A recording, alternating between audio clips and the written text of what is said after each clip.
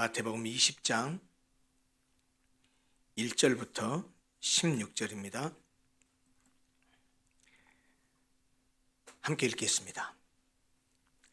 천국은 마치 품꾼을 얻어 포도원에 들여보내려고 이른 아침에 나간 집주인과 같으니 그가 하루 한 데나리온씩 품꾼들과 약속하여 포도원에 들여보내고 또 제3시에 나가보니 장터에 놀고 서 있는 사람들이 또 있는지라.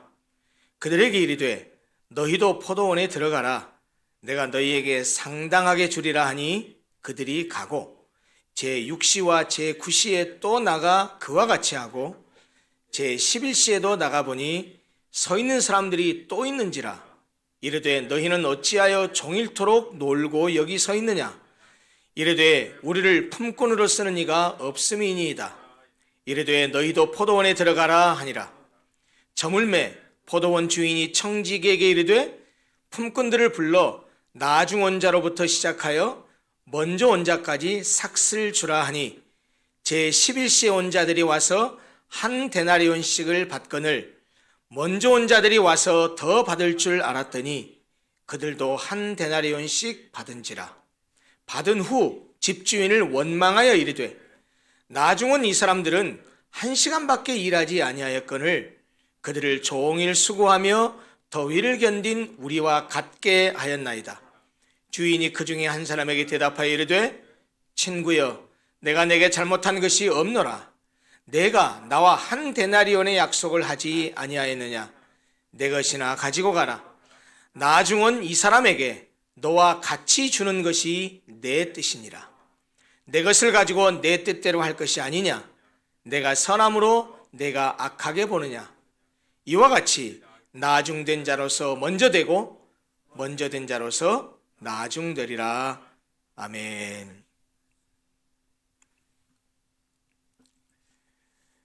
우리는 지난 한 달여 동안 천국 비유장이라는 별명을 가진 마태복음 13장에 있는 7개의 천국 비유를 살펴보았습니다.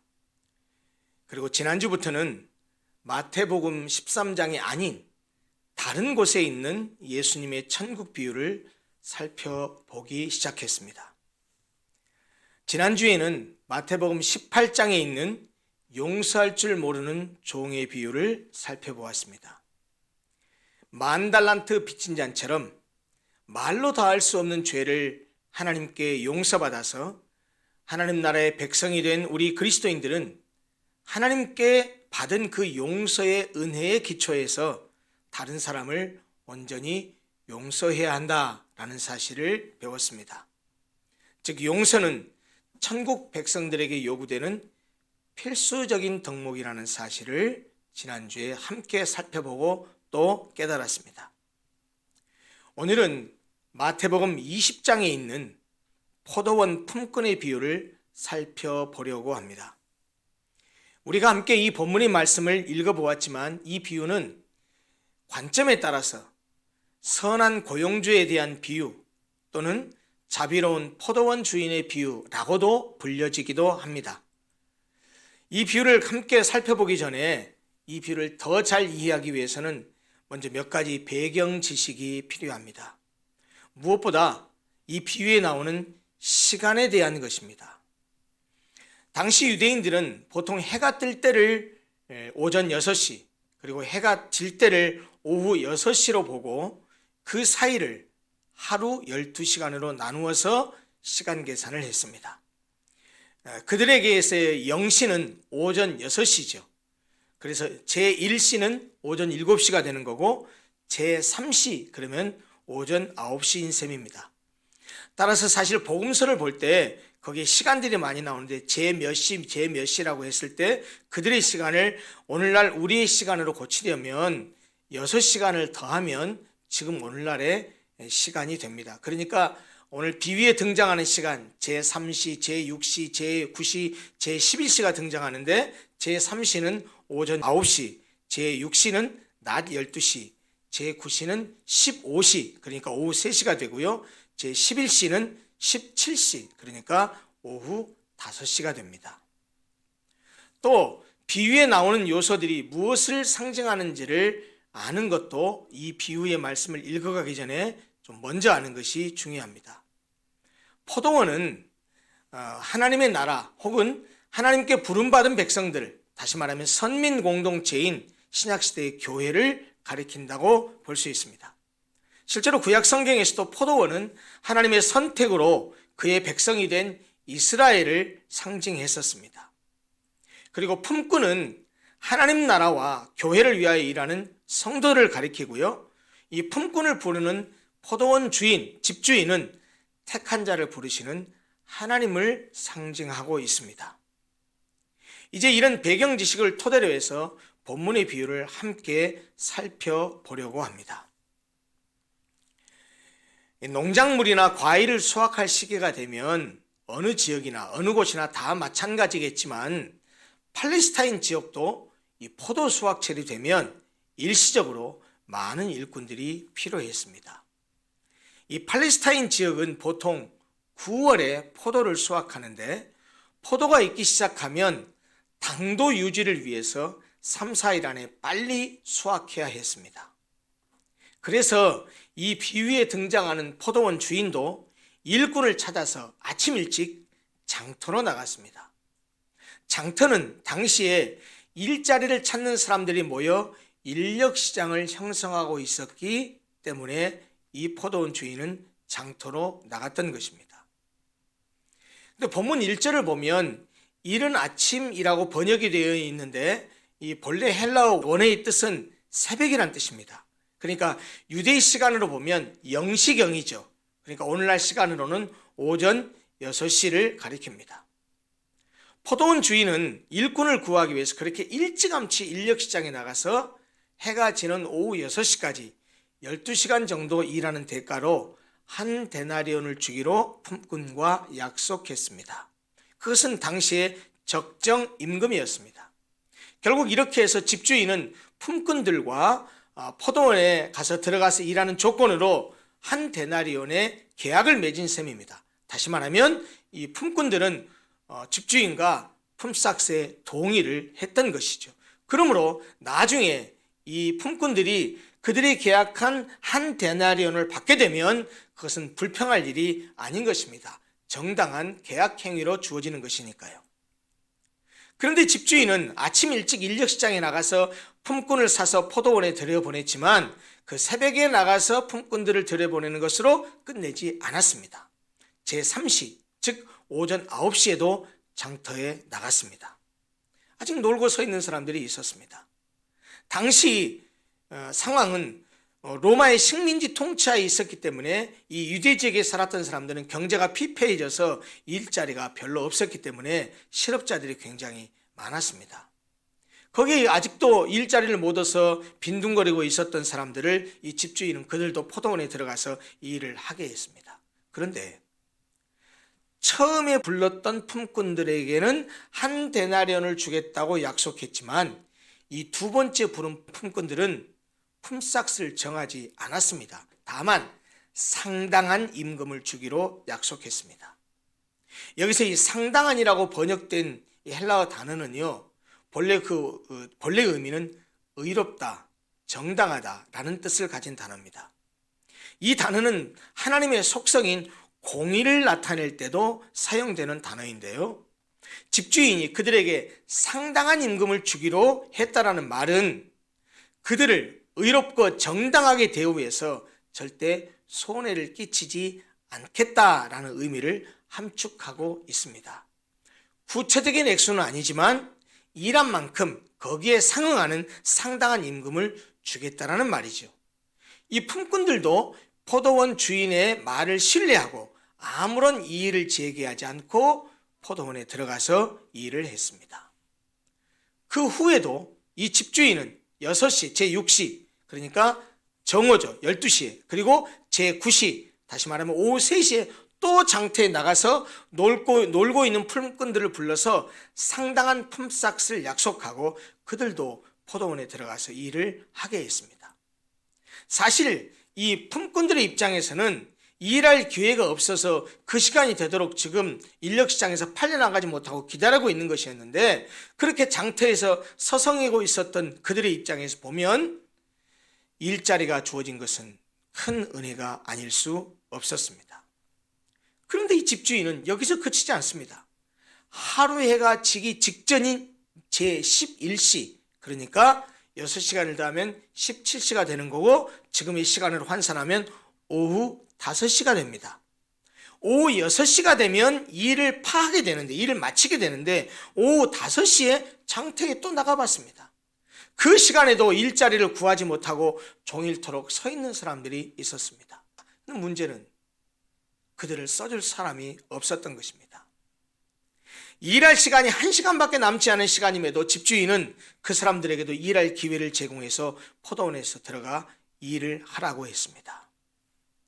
아까 말씀드렸죠? 이 본문을 보기 전에 포도원은 하나님의 나라 혹은 교회를 상징하고, 품꾼은 교회의 구성원을 이루는 성도를 상징하고, 집주인은 성도를 부르는 하나님을 상징한다고 했었는데, 그러한 상징들의 이미지를 염두에 두고 생각했을 때 집주인이 아침 일찍 이른 시간에 품꾼을 모으기 위해서 장터로 나간 것이나 5번씩이나 걸쳐서 품꾼들을 데리고 온 것은 구원의 진리를 모르고 허송세월하고 있는 사람들을 교회로 불러서 구원의 대열에 동참케 하시는 하나님의 열심, 하나님의 자비로우심을 이 비유에서 엿볼 수 있습니다.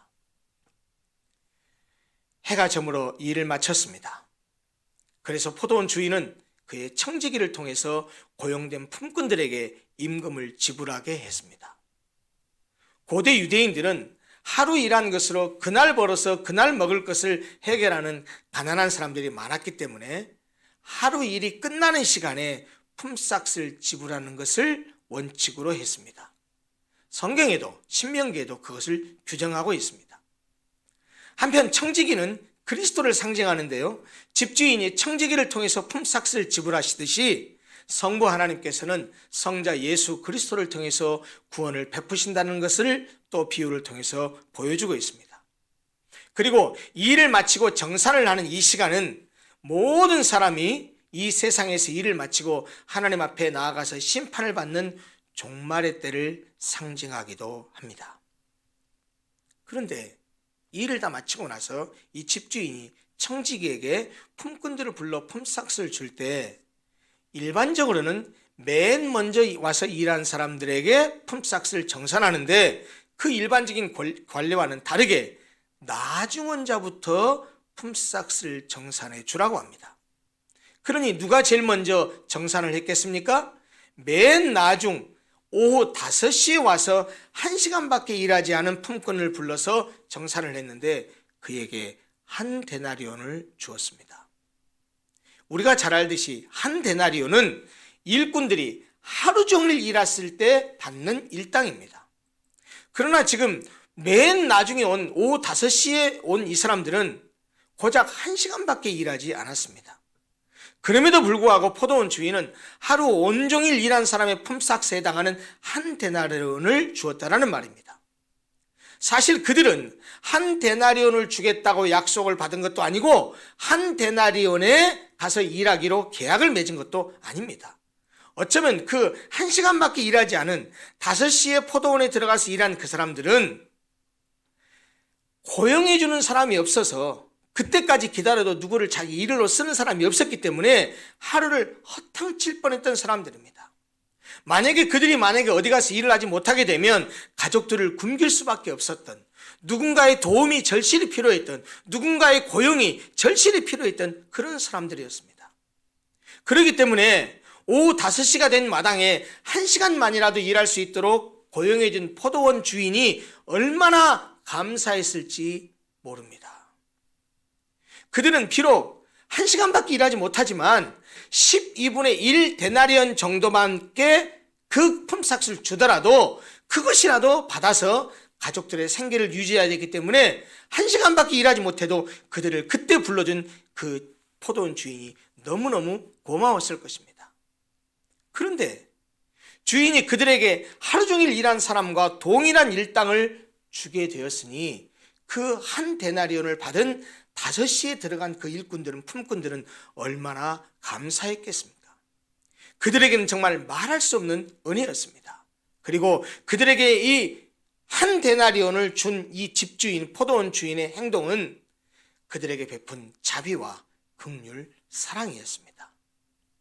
그런데 맨 마지막에 들어와서 1시간밖에 일하지 않은 품꾼이 한 데나리온을 받는 것을 보고 그들보다 먼저 들어온 이들은 자기들은 마땅히, 당연히 더 많은 품삯을 받을 것으로 생각했습니다.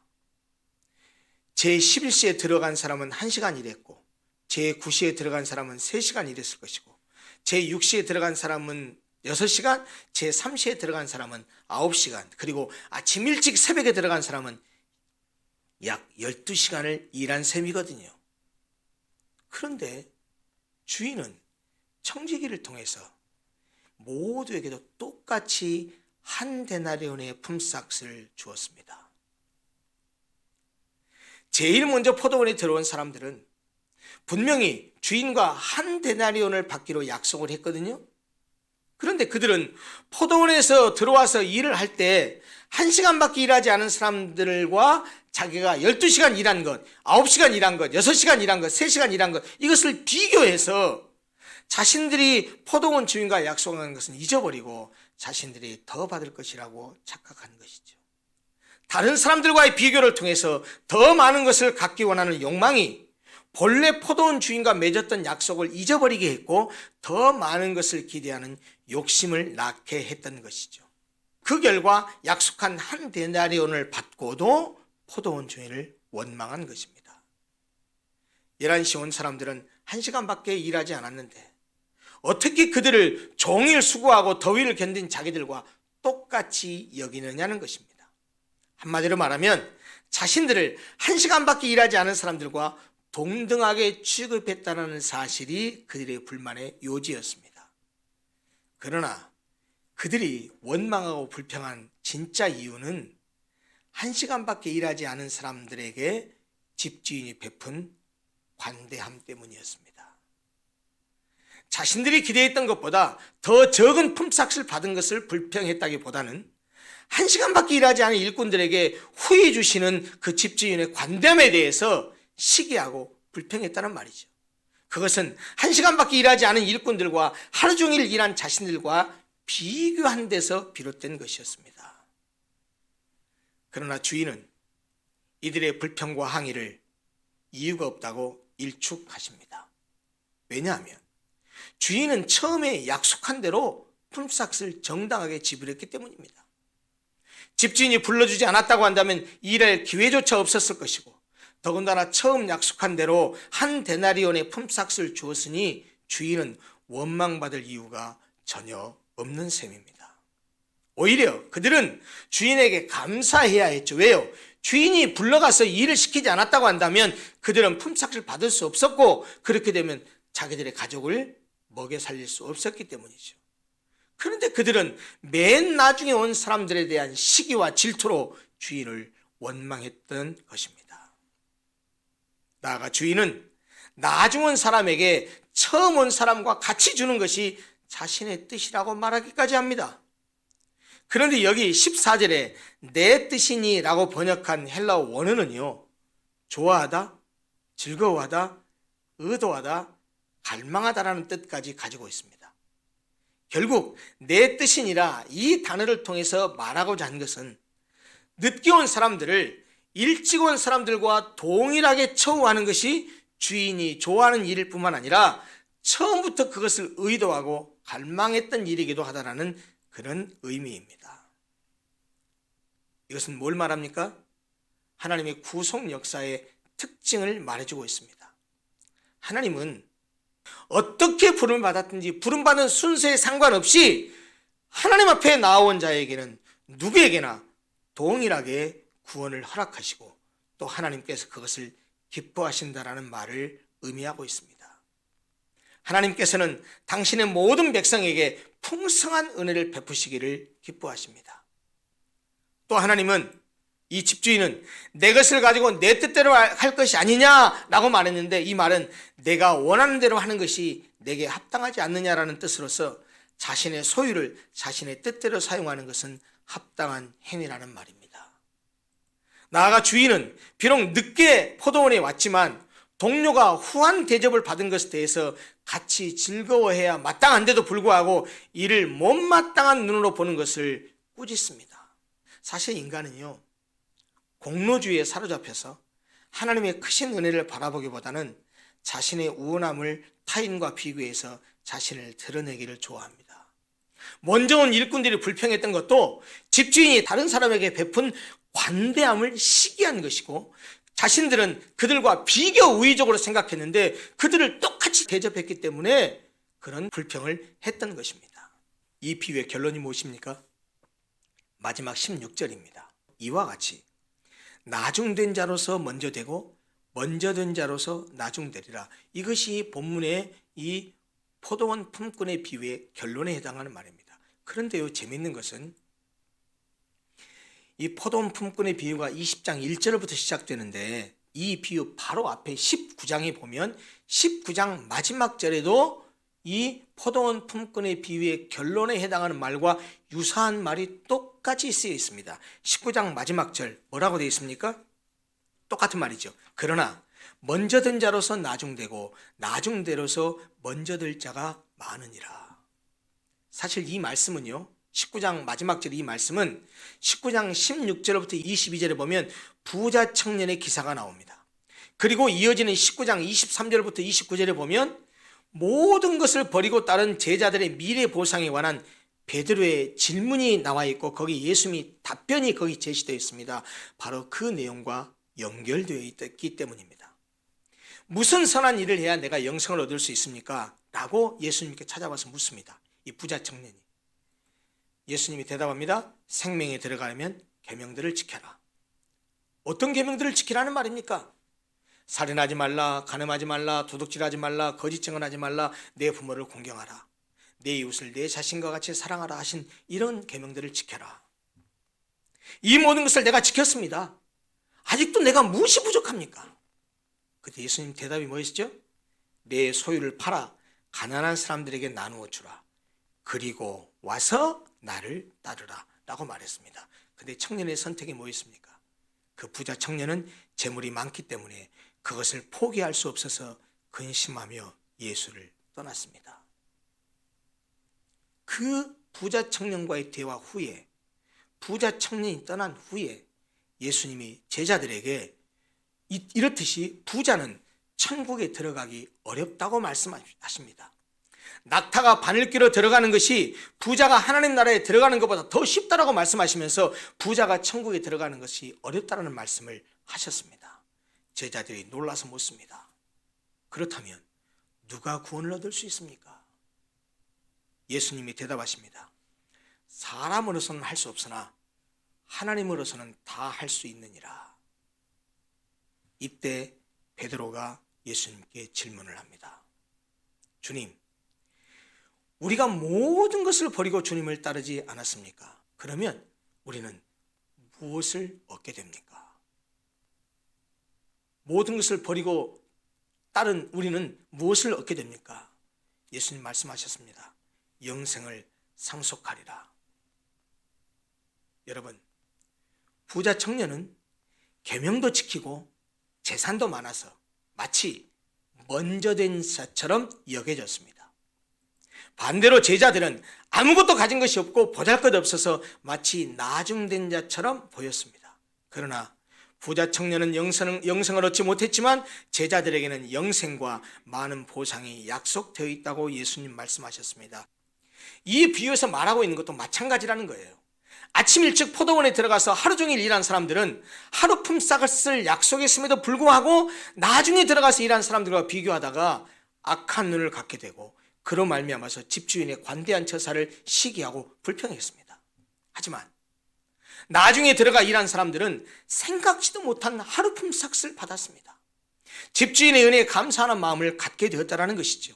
그래서 주님은 아침 일찍 포도원에 들어가 일한 일꾼처럼 처음 된 자는 자기 의의를 주장하다가 악한 눈과 불평으로 나중될 수 있고, 일꾼으로 써주는 사람이 없어서 애태우다가 늦게나마 포도원에 들어가 일한 사람처럼 나중된 자가 먼저 될 수 있다고 선언하신 것입니다. 결국 나중된 자로서 먼저 되고 먼저 된 자로서 나중되라는 말씀은 천국을, 구원을 하나님의 주권에 의한 은혜로 주어진다는 사실을 무시하고 세속적인 판단에 의해서 교만해질 경우에 나중된 자보다 못하게 될 수 있다는 그 사실을 먼저 된 자들에게 경고하고 있는 말씀이기도 합니다. 동시에 나중에 늦게 부름을 받아서 별로 많은 수고를 하지 못한 교회의 일꾼들도 일찍 부름을 받아서 오랫동안 믿고 더 많은 수고를 한 교회의 일꾼들과 똑같이 하나님의 나라를, 구원을, 영생을 얻게 된다는 사실을 가르치는 나중된 자들에 대한 격려와 위로의 말씀이기도 합니다. 결국 오늘 함께 살펴본 포도원 품꾼의 비유가 강조하고 있는 것은 우리가 천국에 들어가는 것은, 영생을 얻는 것은, 구원을 얻는 것은 우리의 노력이나 공로나 어떤 조건 때문이 아니라 하나님께서 베푸시는 주권적인, 하나님의 주권 속에서 베풀어지는 자비와 긍휼의 은혜라는 사실입니다. 따라서 천국 백성인 우리 그리스도인들은 신앙생활을 하면서 내가 너보다 낫다는 우월감을 가져서는 안 됩니다. 먼저 된 자가 먼저 되고 나중된 자가 나중되는 것은 율법적인 사람의 생각입니다. 은혜 안에서는 나중된 자가 먼저 될 수 있고 먼저 된 자가 나중되기도 합니다. 나아가서 천국 백성인 우리 그리스도인들은 신앙생활을 하면서 자신이 일한 것들에 대해서 보상을 기대해서는 안 된다는 사실을 기억해야 됩니다. 천국은 일한 만큼 보상을 요구하는 것이 아닙니다. 하나님의 나라는 하나님이 주시는 대로, 처분하는 대로 주인에게 다 맡기는 것입니다. 보상을 받기 위해서 섬기는 자는 나중될 것입니다. 반면에 주님 말씀에 순종하기 위해서 섬기는 사람들은 먼저 될 것입니다. 사랑하는 성도 여러분, 하나님의 나라에서는 세상의 나라에서 통용되는 원리가 적용되지 않습니다. 하루 종일 일하는 품꾼들은 한 데나리온을 은혜의 선물이 아닌 자신의 노력에 의해서 당연히 받는 공로의 대가로 생각했기 때문에 불평했습니다. 한 데나리온을 약속받은 새벽에 들어가 일한 품꾼이나 1시간밖에 일하지 않은 11시에 부름받은 품꾼이나 그들에게 주어진 한 데나리온은 주인의 전적인 은혜요, 사랑입니다. 언제 부름을 받았든 그것은 하나님의 은혜요, 그 은혜로 천국이 주어지고 구원이 주어지고 영생이 주어집니다. 천국은, 구원은, 영생은 우리의 공로에 대한 대가가 아니라 그것은 전적인 하나님의 주권 속에 주어지는 하나님의 은혜의 선물일 뿐입니다. 우리에게 주신 은혜에 감사하며 최선을 다해서 천국 일꾼으로 살아가야 할 것입니다. 그래야 먼저 된 자가 나중되지 않습니다. 은혜의 원리가 지배하는 하나님 나라에서는 나중된 자가 먼저 될 수 있음을 기억하고 그런 분들도 늘 하나님의 은혜 안에 거하게 되셨으면 좋겠습니다. 먼저 된 자나 나중된 자나 중요한 것은 하나님의 은혜를 은혜로 알고 사는 것입니다. 사랑하는 성도 여러분, 우리는 포도원의 품꾼 가운데 어떤 사람이 되었으면 좋겠습니까? 이 포도원 품꾼들 가운데 예수님께서 이 비유를 통해서 우리에게 주시는 교훈이 무엇입니까? 꼭 기억하고 은혜를 은혜로 여길 줄 알고 나의 나된 모든 것이 하나님의 은혜입니다고 고백하면서 은혜 받은 하나님의 일꾼답게, 하나님의 백성답게 하나님 나라의 충성스러운 일꾼으로 살아가는 우리 모든 성도들이 되었으면 좋겠습니다. 기도하겠습니다.